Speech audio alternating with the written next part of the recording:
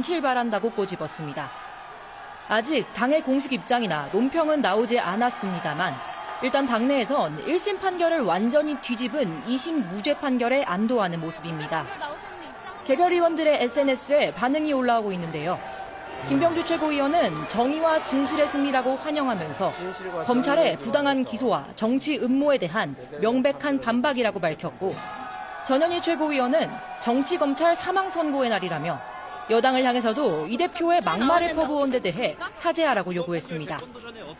네, 여당 반응도 좀 전해주시죠. 네, 당초 국민의힘은 1심에 준하는 형량을 기대했는데요. 예상 밖의 결과에 당혹스러워하는 분위기입니다. 국민의힘은 선고 직후 깊은 유감을 표한다는 당 차원의 입장을 밝혔습니다. 당 대변인 논평을 통해 앞으로 대법원의 신속하고 현명한 판단을 지켜보겠다며 이 대표를 향해서는 남은 재판에 성실히 임하라고 촉구했습니다. 권영세 비상대책위원장은 항소심 법원의 논리를 이해할 수 없다면서 앞으로 신속한 대법원 판결로 정의가 바로잡히기를 기대한다고 밝혔습니다. 권선우 원내대표는 이재명 대표의 백현동 관련 발언은 명백한 거짓말이라며 정치 성향에 맞춰 재판에 딴 방증이라고 주장했습니다. 지금까지 국회에서 전해드렸습니다. 예, 여야 정치권 반응 들어봤고요. 서정민 변호사님, 이 부분도 한번 여쭤보고 싶습니다.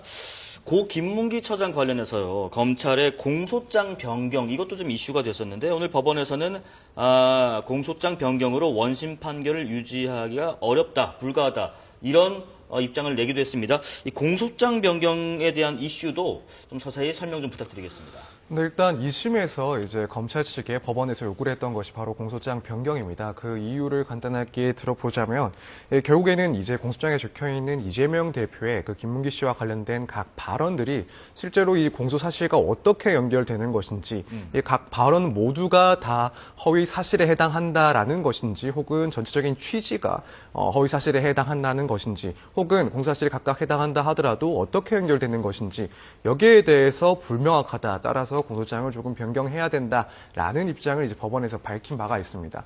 사실 지금 이 오늘 선고가 나오기 전까지 2심에서의 그런 중요한 쟁점이 혹은 중요한 변수가 될 수 있다라고 지적을 했던 부분 중에 하나가 2심에서 이렇게 공소장 변경 절차들이 있었다라는 그 사실이었습니다. 예. 여기에 대해서는 일부에서는 공소장 변경을 요구한 것은 결국에는 유죄 판결을 더욱 자세하게 하기 위해서, 명확하게 판단하기 위해서 요구를 한 것이다라는 해석도 있었고, 또 반면에는 검찰이 이 공소장을 작성하는 그 내용이 사실은 불명확했던 것이다. 따라서 2심에서는 이런 공소 사실과 실제 발언 내용에 대해서 상당히 신중하게 혹은 이 대표에게 유리하게 판단을 할 수 있다. 이런 각각의 의견들이 있어 왔습니다.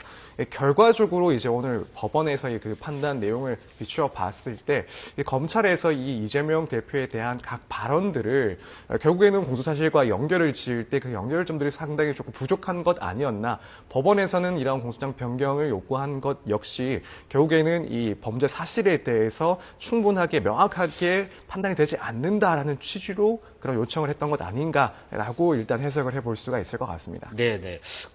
변호사님 좀 한 가지만 더 여쭤볼게요. 지금 그 기존의 공소장 변경을 재판부가 항소심에서 이제 수용하면서 포괄 일죄로 묶인 그 김문기 또 백현동 관련 발언들을 개별적으로 판단했다라고 하던데, 일단 그 포괄 일죄로 묶였다라는 부분, 그리고 공소장 변경을 받아들인 것과 이제 연관지어서 포괄 일죄에 대해서 좀 설명을 해주실까요? 일단 포괄일죄라는 것은 수개의 행위가 있는데 예. 그 내용이나 혹은 고의 그리고 시간적인 연속성 등을 고려했을 때 이걸 묶어서 하나의 범죄 사실로 판단할 경우에 나오는 그런 단어입니다. 네. 그래서 1심 같은 경우에는 이 김문기 씨의 대한 그런 이재명 대표의 각 발언들에 대해서 하나의 그런 묶어서 포괄일죄라고 판단을 하고 전체적인 취지를 비추어 봤을 때 허위 사실에 해당하는지 하지 않는지 여부를 이제 묶어서 판단을 했던 거고요. 네. 근데 지금 2심 같은 경우에는 이 발언들을 하나로 묶어서 판단하는, 그러니까 포괄일죄로 판단해서 평가를 한 것이 아니라 각각의 그 발언들에 대해서 하나하나 허위 사실에 해당하는지 여부를 따져보았다. 이렇게 일단 해석을 할 수가 있을 것 같습니다. 예.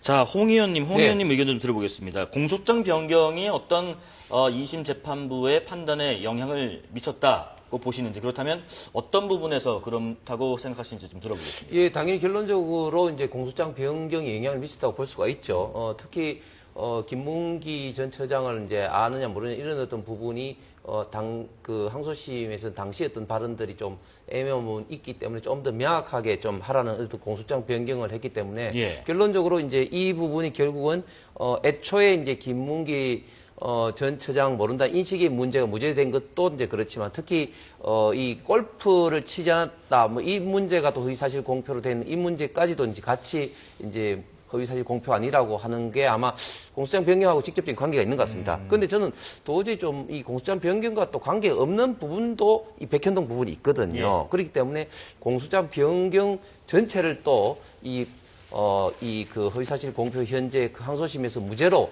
판단하는데 직접적인 관계가 있다고 보기 좀 어려운 것 같습니다. 예. 최 의원님 의견도 한번 들어볼게요. 이 공소장 변경에 어떤 영향을 미칠까 해석이 좀 달랐거든요. 최 의원님은 어떻게 예상하셨고 또 이번 재판에 어떤 영향을 미쳤다고 보시는지요? 그렇습니다. 아까도 말씀드렸다시피 항소심 재판장이 검사에게 골프를 치지 않았다라는 것은 명시적으로 당시 경기도지사 시절에 후보 시절에 이야기를 주장한 것이 명시적으로 그 골프를 안 쳤다는 증거가 있느냐 해석을 한 것이냐. 네. 그러니까 검사가 해석을 했다라고 했습니다. 그러면 해석을 한 것에 대해서 공소장 변경 요청을 한 것이죠. 그런 부분에서 이미 그 질문을 할 때부터 항소심 재판부는 명시적으로 골프를 안 쳤다라고 한 발언이 없다. 그래서 이것은 허위사실 공표로 볼 수 없다라고 이미 판단하면서 공소장 변경을 요구한 것이다. 네네. 라고 이제 볼 수가 있었던 것이고요. 그래서 그 결과 당연히 이제 그 골프를 치지 않았다라는 명시적인 발언이 없었기 때문에 네. 무죄로 이제 확정이 된 것이고 네.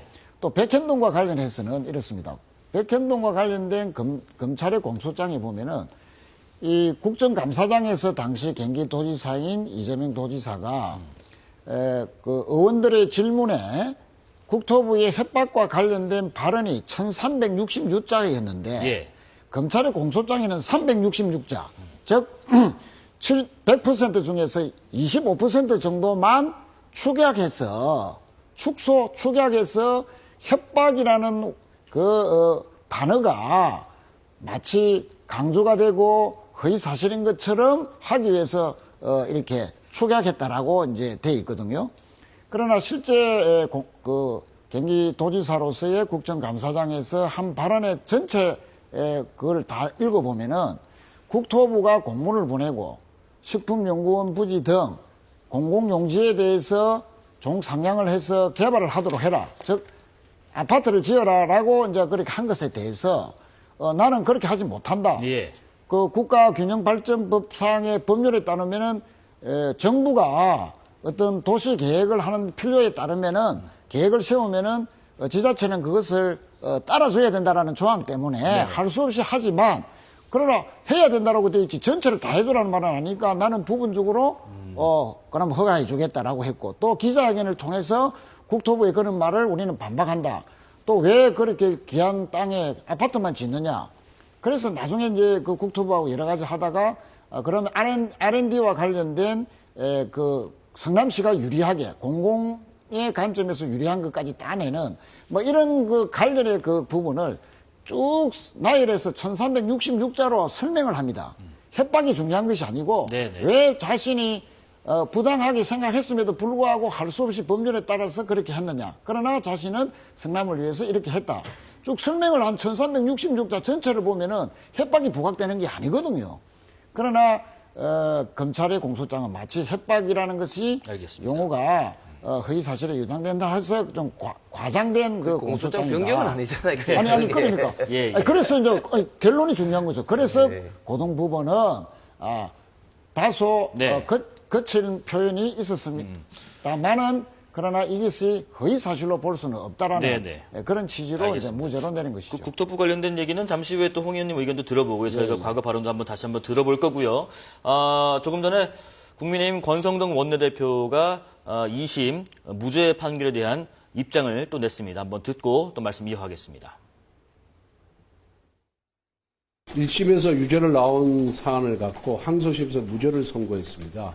대단히 유감스럽게 생각을 생각합니다. 특히 허위사실 공표로 수많은 정치인들이 정치 생명을 잃었는데 어떻게 이재명 대표는 같은 사안임에도 불구하고 무죄를 선고할 수 있는지 제가 법조인의 입장에서 봐도 아무리 생각해도 이해할 수가 없습니다. 아마 검찰이 상고를 할 것이라고 생각합니다. 대법원에서 하루빨리 이 부분이 허위사실인지 아닌지 빨리 판단을 내려서 이러한 법적인 논란을 종식시켜 주기를 바랄 뿐입니다. 그리고 특히 백현동 아파트 부지의 경우에 국토부의 압력, 협박 때문에 어쩔 수 없이 용도 변경을 했다라고 이재명 대표가 얘기를 했는데 이건 명백한 허위사실입니다. 이러한 명백한 허위사실이 어떻게 무죄가 됐는지 정말 합리적인 사고를 가진 법관이라면 이러한 판단을 내릴 수 없다. 저는 그렇게 생각을 하고 있습니다. 어쨌든 권성도 원내대표는 요약하면 대법원의 최종 판단을 빠른 시간 내에 들어봐야 한다라는 입장을 냈습니다. 아까 그 최 의원님께서 말씀하신 것에 좀 이어서 저희가 얘기를 나눠볼게요. 1심에서는 유죄가 나왔던 부분이 있었습니다.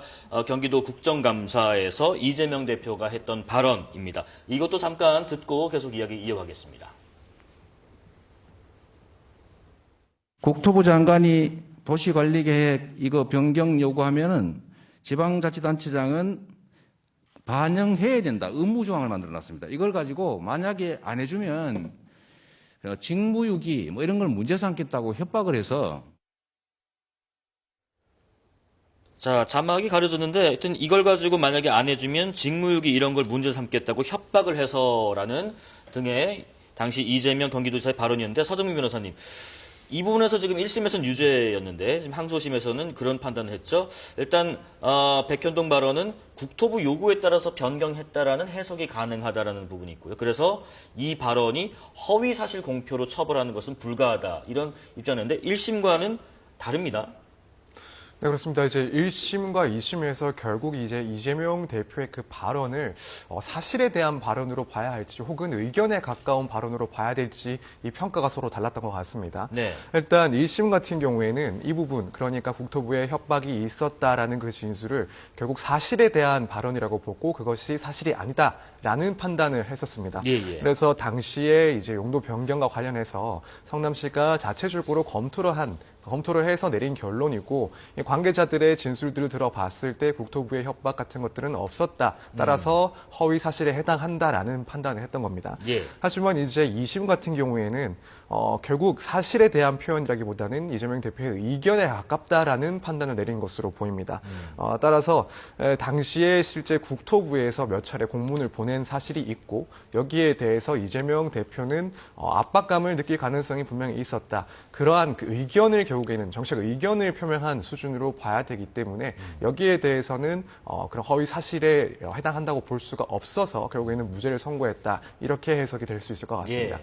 아까 최 의원님 의견 들어봤고요. 홍 의원님 네. 의견도 좀 들어봐야겠습니다. 예, 백현동 건에 대해서는 저도 이제 그 감사원장 그 2021년 11월 2일 날 체제감사원장 청문할 때 제가 본격적으로 문제 제기를 했기 때문에 내용을 굉장히 잘 압니다. 일단 백현동 건이 왜 문제가 됐냐면 굉장히 어떤 특혜의 어떤 비리 덩어리이기 때문에 당시 대선 국면에서 굉장히 이제 문제가 됩니다. 어떤 특혜가 있었느냐? 첫 번째, 종 상향이 그것도 4단계나 됩니다. 일반 어떤 그 녹지에서 준주거 지역으로 4단계나 상향이 되죠. 국토부 공문에도 뭐 그 기관에서 저기 판단하라고 이야기를 하면서도 네. 한 종 1단계, 2단계 정도만 이야기했지 뭐 4단계 이야기도 하지도 않았습니다. 두 번째 어떤 또 특혜가 있었냐면 처음에는 이제 허가를 성남시에서 할 때 임대 100%로 됐는데 나중에 이제 분양 90%, 그다음에 임대 10%로 완전히 이제 임대와 분양을 바꿔버립니다. 또 어떤 특혜가 있냐면 대장동조차도 개발 사업자와 성남 도계공이 같이 이제 들어가게 되는데 여기에는 백현동에는 원래 성남 도계공이 있었는데 이 그 아시아 디벨롭 민간 사업자에게만 주게 됩니다. 그러니까 어떻게 보면 특혜가 3종 세트, 나중에 또 R&D 부지까지도 없었기 때문에 4종 세트가 있죠. 여기에 대해서 결국은 당시에도 많은 어떤 비판, 특히 이 그 김인섭이라는 이재명 대표와 특별한 관계가 있는 사람 때문에 특혜를 줬다는 이런 어떤 비판을 많이 받고 하니까 당시에 이제 국정감사뿐만 아니라 언론에도 내가 김인섭 때문에 그런 것이 아니라 국토부의 협박을 받아서 어쩔 수 없이 했다. 이런 어떤 이야기를 저렇게 조금 전에 화면에서도 하게 된 겁니다. 그러니까 이것은 명백히 사실에 대해서 허위 사실을 공표한 것이고 이미 이 사안에 대해서는 김인섭 씨는 이미 얼마 전에 연말이죠. 그 대법원에서 징역 5년이 확정됐기 때문에 대법원에서조차도 이 백현동에 관련돼서는 특별하게 이런 어떤 로비에서 이런 어떤 종상향이라든지 특혜가 있었다는 것을 이미 판결을 한 사항입니다. 그렇기 때문에 저는 이번 항소심에서 다른 건 몰라도 백현동에서조차도 허위사실 공표가 아니다고 판단하는 부분에 대해서는 도저히 좀 이해할 수가 없습니다. 예, 최 의원님께서 뭐 아까 잠깐 언급하셨습니다만 좀 간단히 네. 여기에 대한 또 의견 좀 들어보겠습니다. 예, 그 김인섭 씨 관련으로 한 것은 뭐 그 사람이 어떤 사기꾼으로서의 범죄를 일으킨 것에 대해서 대법원에서 판결까지 난 것은 당연히 죄인이면 대가를 받아야죠. 그러나 그것을 사기꾼의 행거를 어떻게 이재명 대표까지 연결시켜서 지금 뭐 유죄인데 무죄로 했다. 그래서 잘못된 판결이다 하는 것은 상당히 이거는 판결 그 자체 영역에서 다른 이야기를 좀 하신 말씀이라고 생각하고요. 네네. 아까도 말씀드렸다시피 변호사님이 전체적으로 봤을 때 1366자 중에서 왜 용도 변경을 할 수밖에 없었고 국토부나 식품연구원 등이 대통령의 국정과제라고까지 이야기하면서 요구한 것에 대해서 이러저러하게 저항을 했다. 설명을 그렇게 하면서 그 중앙정부의 여러 가지 압박을 한마디 협박이라는 거를 1366자 중에서 했을 뿐인데 다소 이 대표도 항소심에서 다소 거칠었다. 표현이 예. 가했다라는 것은 좀 양해를 바랬습니다. 참작을 해달라고 했는데 이것이 받아들여진 것이죠. 전체 맥락에서 보면은 국토부나 중앙정부 부처에서 상당한 압력을 넣은 것은 맞다라고 이 대표의 전체 맥락에서 본 진술은 네. 거짓이 아니다. 허위사실 공표가 아니다라고 인정했다. 이렇게 보는 것이죠. 2심 항소심 결과에 대한 의견 좀 들어봤고요. 사실 저희 KBS 재난방송 주간사가 산불 소식이 상당히 좀 중요하기 때문에 중간중간 계속해서 하단 자막으로 대피 안내를 해드리고 있었고 현장에서 진화 관련 소식도 어떻게 되고 있는지 전해드리려고 합니다. 잠시 정치 얘기를 중단하고요. 경남 산청군에는 또 조금 전에 지리산 인근의 서천면 중산리의 전체 주민 대피령까지 내려졌다고 하는데요. 좀처럼 진화 소식이 전해지고 있지 않는 산불 진화 소식 알아보겠습니다. 경남 산청으로 가보겠습니다. 이 산청에서 발생한 산불은 하동으로 번져서 지리산 국립공원까지 확산하고 있다고 하는데요. 현재 상황 살펴봅니다. 문그린 기자, 지금 상황 어떻습니까? 네, 저는 지금 지리산 국립공원과 맞닿은 구곡산에 나와 있습니다. 이곳 구곡산에서 시작된 불길이 지리산 국립공원으로 퍼진 것으로 추정하고 있는데요. 아직 정확한 피해 면적은 나오지 않았습니다. 산림당국은 불길이 국립공원 내부로 더 번지지 않도록 확산 방지에 총력을 기울이고 있습니다. 오늘 낮 12시 반 기준 산림청은 육안으로 불길이 지리산 국립공원 경계에서 안쪽으로 번진 것으로 파악했습니다. 확인된 불의 길이는 300m로 추정되고 현재 정확한 경계를 넘었는지 확인하고 있습니다. 산림당국은 약 1시간 전인 오후 3시 반부터 중단됐던 헬기 진화를 다시 시작했습니다. 현장에는 헬기 12대가 순차적으로 활동을 재개했는데요. 전국 산불 상황과 운용 상황 등을 고려해 오전에 투입된 헬기 30대의 절반 수준만 현장에 투입했습니다. 지상에서는 산림당국과 지리산 국립공원 소속 직원들이 동원돼 방화선을 구축하고 있습니다. 산청 하동 산불의 진화율은 오늘 낮 12시 기준 75%입니다. 남은 불의 길이는 16km, 영향구역은 1,700여 헥타르인데요. 진화율과 남은 불의 길이 모두 지휘 헬기로 확인할 수 있는데 모든 헬기 작업이 중단되면서 진화 현황 확인에도 애를 먹고 있습니다. 경남에는 오늘 산청을 포함한 내륙 지역에 건조주의보가 내려졌고 바람도 최대 초속 7m로 오전보다 강한 바람이 불고 있습니다. 엿새째 이어진 산불로 4명이 숨졌고 부상자를 포함해 인명피해는 13명으로 확인됐습니다. 주택과 창고, 공장 등 시설 피해도 64동으로 많아졌습니다. 산청과 하동 주민 1,700여 명이 동의보감촌 등에 대피 중인 가운데 조금 전 산청 시천면의 동당마을과 삼당마을에도 추가로 대피 명령이 내려졌습니다. 산림당국은 불길을 잡는 데 총력 대응하는 한편 소방과 경찰 등을 배치해 주민 안전을 확보하겠다고 밝혔습니다. 지금까지 경남 산청군 산불 현장에서 KBS 뉴스 문그린입니다. 네, 경남 산청 지역의 소식 들어봤습니다. 지리산 국립공원 경계 안쪽까지 불이 확산된 것이 육안으로 확인된다고 하고요. 또 인명 피해도 소식 들려오고 있어서 참 안타깝습니다. 다음은 가장 많은 피해가 발생하고 있는 경북 의성으로도 가보겠습니다. 의성에서는 밤새 주민 2만 3천여 명이 대피를 했고 의성을 비롯한 전국 곳곳에 산불로 인해서 현재까지 20명이 안타까운 목숨을 잃기도 했습니다. 여기에 의성에서 산불 진화에 나섰던 헬기까지 추락했는데요. 소식 들어보겠습니다. 서한길 기자 소식 전해주시죠. 네, 저는 지금 의성 산불 현장 지휘본부에 나와 있습니다. 오늘 오후 1시쯤 의성군 신평면의 한 야산에서 이 헬기 한 대가 추락해서 조종사 1명이 숨졌습니다. 이 해당 헬기는 강원 인제군의 임차 헬기로 에어펠리스사 수속 헬기 S76 기종으로 알려졌습니다. 산림청은 전국에 투입한 산불 진화 헬기의 운항을 일시 중지시켰다가 조금 전인 3시 반부터 헬기를 다시 투입하기로 했습니다. 사고가 나기 전까지 의성 산불에는 모두 87대의 헬기가 진화에 투입된 상태였습니다. 이 상황이 시시각각 변하면서 현재 산불의 진행 상황은 파악되지 않고 있습니다. 어제 오후 6시를 기준으로 산불 영향구역은 서울 면적의 4분의 1인 15,185헥타르, 남은 불의 길이는 87km였습니다. 어제 오후 강풍으로 인근 지역으로 불길이 번졌기 때문에 현재 영향구역과 화선은 늘었을 가능성이 큽니다.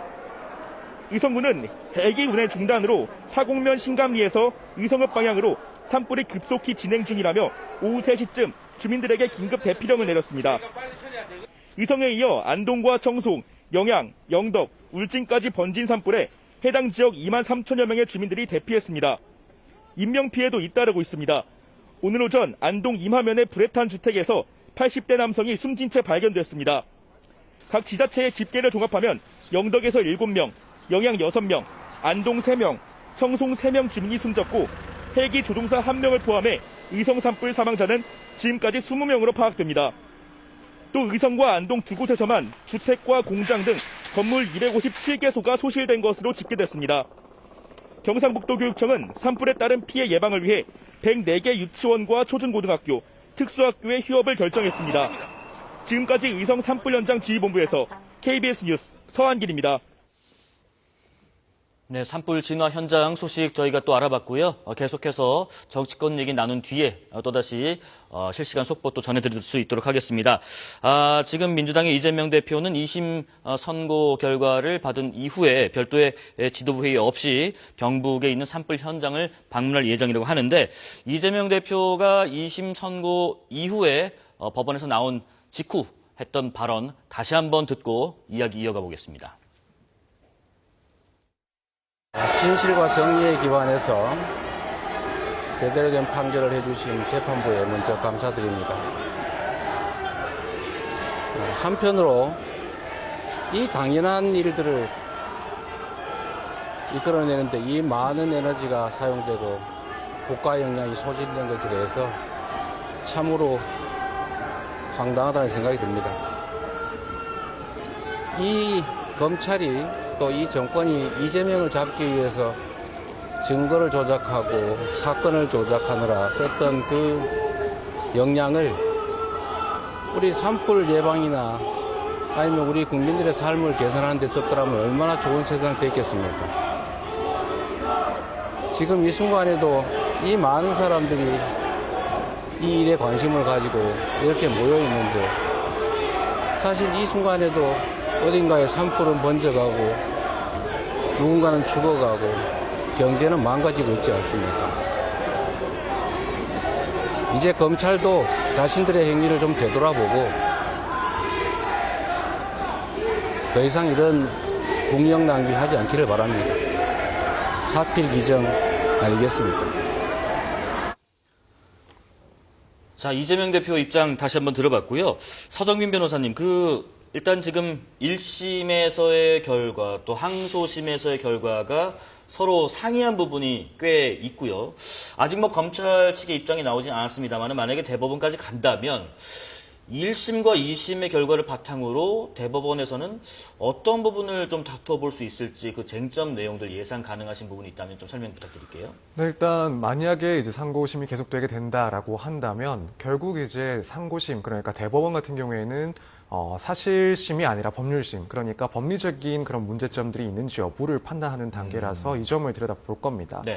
근데 이제 지금 사실 이재명 대표의 이 사건 같은 경우에는 물론 사실관계 확정 문제도 중요하긴 했지만 무엇보다도 어느 정도 정리가 된 그 사실관계에 대해서 과연 공직선거법상 허위사실 공표에 해당하는지 여부, 그러니까 법리적인 판단이 상당히 주요했던 그런 사건입니다. 그리고 결국 1심과 2심에서 판단이 달랐던 것도 이 해당 발언을 어떻게 해석할지 법리에 따라서 어떤 식으로